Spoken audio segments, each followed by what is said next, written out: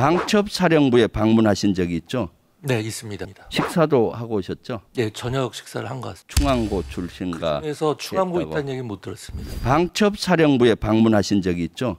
네, 있습니다. 언제쯤 하셨죠? 작년 이맘때 즈음했던 것 같습니다. 작년 올해는 아니고요? 네, 그렇습니다. 네, 그 왜 갔습니까? 이제 그 간 이유는 그 이제 국정원의 대공 수사가 이제 경찰로 이관됨에 따라서 경찰의 대공 수사의 능력과 인프라에 대한 여러 가지 우려가 언론이나 의원님들 많이 제기가 됐습니다. 그래서 군 부대 내에서의 방첩 수사는 어떻게 되고 있는지, 그리고 그러한 것들이 우리 그 경찰하고 신설된 업무에서 잘 협조는 잘 되고 있는지 그런 걸 부탁하러 갔었습니다. 네, 가서 어떤 일을 하셨죠? 브리핑을 브리핑 받고 예. 그런 협조 사항을 제가 잘 전달하고 왔습니다. 식사도 하고 오셨죠? 네, 저녁 식사를 한 것 같습니다. 저녁 식사를 어디서 했습니까? 영 외에 있는 무슨 식당 같은 데였던 거예요. 예, 운영하는 군 회관에서 하셨죠? 네. 그때 중령 한 명, 대령 한 명, 충안교 출신 중령 한 명, 대령 한 명도 같이 포함됐다고 하던데 맞습니까? 그 충암고 출신이 있었으면은 얘기를 했을 텐데 그런 얘기를 전혀 못 들었습니다. 제보 받기로는 방첩사령관도 충안고잖아요. 네. 그 행안부 장관님도 충안고고 네.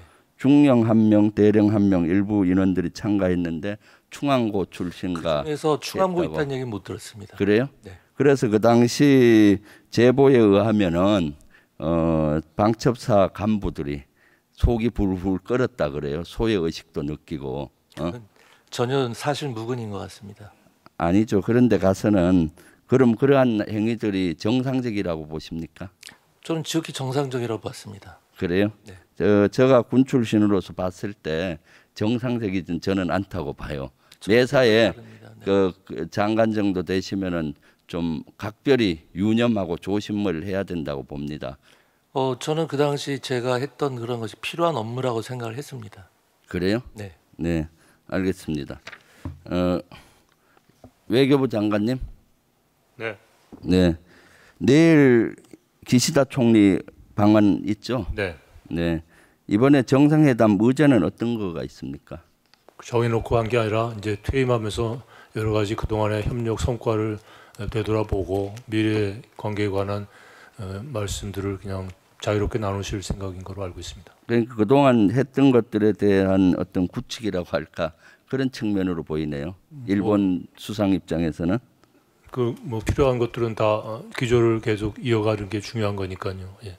제3국 유사시 자국민 대피 협력에 관한 양해각서를 채택할 걸로 언론에 나오던데 이것도 채택합니까?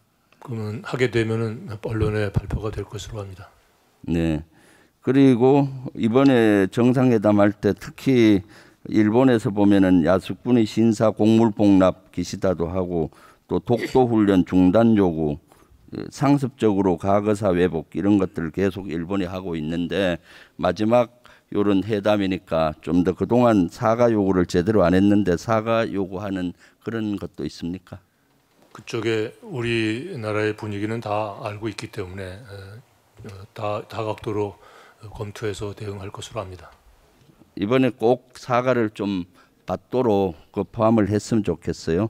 사전 입국 심사 제도를 도입하는 이른바 한일판 생겐 협정을 체결할 수 있다라는 그런 얘기가 있던데 이것은 어떤 계획이 있습니까?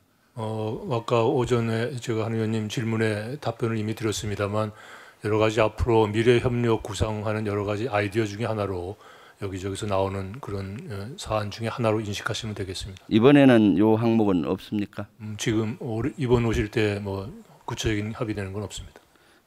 일본 집권 자민당이 헌법 개정에 나서고 있는데 헌법의 자유대를 명기하는 개헌안을 내놨습니다. 알고 계시죠? 아직 구체적인 사항은 제가 모르겠습니다. 언론에 났는데 모르십니까? 언론 보도 보지 못했습니다. 그래요?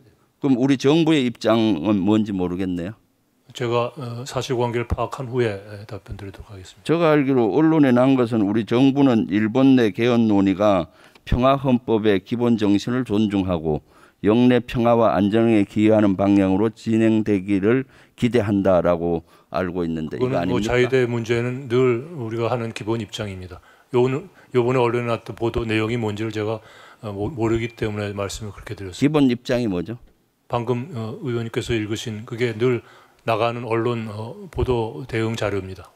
그래서 이 정도 대응 자료는 일본의 입장을 옹호하는 걸로 보여요. 좀 더 강한 그렇게? 입장이 저는 필요하다고 봅니다. 지금 우리가 과거 진보 보수 정부 할 것 없이 일본에 가장 경계했던 게 뭡니까? 보통 국가로 가는 것, 그리고 군사 대국화로 가는 거에 대해서 대단히 경계하고 이런 길을 가면은 우리가 일침을 놓고 했는데 현재 윤석열 정권 들어와서는 오히려 용인하는 분위기예요. 그러니까 이번 기시다 방문했을 때 그동안 친일이다 숭일이다 이런 논란이 많이 있고 그렇게 국민들이 보고 있는 국민들이 많은데 이번에 사과도 받아내고 그런 오욕을 벗으면 좋겠는데 그렇게 할지 의문이네요. 방금 의원님께서 말씀하신 그 입장은 역대 정부가 다 공통으로 취했던 입장입니다. 이전 정부도 딱 똑같은 식으로 반응을 했고요. 그게 우리의 기본 입장이고 전혀 거기에 대해서 양보한다는 그런 어떤 문안에 그런 함의가 없다고 저는 생각을 합니다. 네, 그 국방부 장관님, 딥페이크 문제는 이것이 일반 사회도 있지만 군에서도 상당히 문제가 되고 있습니다. 군인 딥페이크 성범죄 현재 지난번에 일주일 전에 뉴스를 보니까 현역 군인을 군수품으로 칭하며 성착취물을 합성하고 있고 이런 것들 하고 있는데 인지하고 있습니까? 네, 개인별로 그 고소를 받아서 경찰에 이관하고 있습니다. 해당 채팅방이 어떤 이야기가 오가는지 좀 파악된 거 있습니까? 그 전부 다 자료를 해서 경찰에 지금 수사를 하고 있는 걸로 알고 있습니다. 그래서 이건 경찰만이 할 것이 아니라 이것은 좀 군에서 제가 봤을 때 대단히 미온적으로 하고 있어요. 이걸 파악하기 위해서 일부 현역 군인들은 직접 텔레그램에 접속해서 성착취물의 제작 피해자인지 스스로 확인을 해야 되고 확인하려면은 자기의 또 신상을 그 안에 입력을 해야 되고 이런 일이 일어나고 있습니다. 그래서